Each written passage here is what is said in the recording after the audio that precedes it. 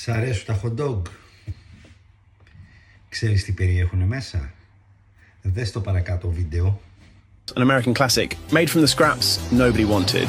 It starts with pork, beef and chicken trimmings, leftovers from steaks and chops, ground into a paste. Then comes the cocktail. Food starch, salt, artificial flavourings and corn syrup. Yes, sugar, to make the meat slurry sweeter. They drench it in water, puree it into a fine emulsion and vacuum out the air, not the toxins. This goop is pumped into synthetic cellulose casings, twisted into links in seconds and then smoked and cooked in industrial ovens. Next, a cold saltwater bath. Because why not throw sodium on top of sodium?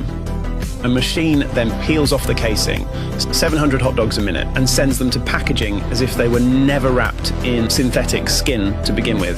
This factory, it produces 2.5 million hot dogs per shift, cheap, fast and profitable. And your gut, it doesn't stand a chance. Think before you bite. Μετά από αυτό, θα το δώσεις στα παιδιά σου?